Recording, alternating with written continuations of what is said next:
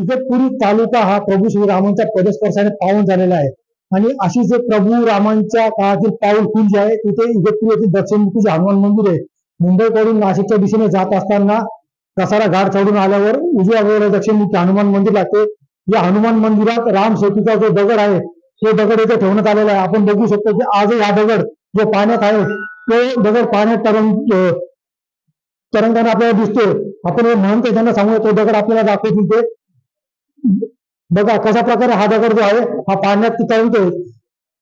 आणि हा दगड त्यांचे जे आजोबा होते त्यांना ते महंत आहे, त्या महंतांनी येथे जे भ्रमण करा असताना महंत आले तेव्हा ते महंत येथे थांबले होते आणि त्यानंतर त्यांनी हा जो दगड आहे तो हा दगड राम सेतूचा त्यांना भेट स्वरूपात दिला होता. आपण बघू शकतात की आजही हा दगड मोठ्या प्रमाणात जो आहे तो पाण्यावर तरंगतो आणि हा दगड पाण्यात सोडलेला असून सुद्धा हा दगड आपण टीव्हीच्या माध्यमातून दाखवू शकतो की कशा प्रकारे हा दगड पाण्यात तरंगत आहे.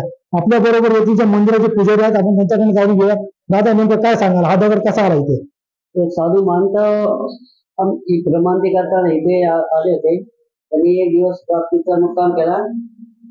त्यांनी माझ्या आजोबांनी त्यांची एक दिवस पूर्ण सेवा केली. तर त्यांनी प्रसन्न होऊन त्यांनी हा श्री राम सेतूचा दगड तिथे अर्पण केला.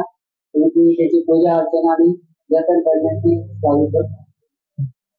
आपण बघू शकतो की हा दगड जो होता पहिले ही जी हनुमानाची मूर्ती आहे, पुरातन मूर्ती आहे, त्या मूर्तीची इथे ठेवण्यात आलेला होता आणि हा दगड इथे ठेवण्यात आलेला होता. बऱ्याचशा वेळा भाविकांचे हात लागून या दगडांची झीज झालेली होती.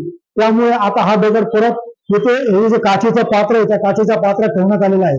शैलेश पुरोहित, टीव्ही मराठी, इगतपुरी.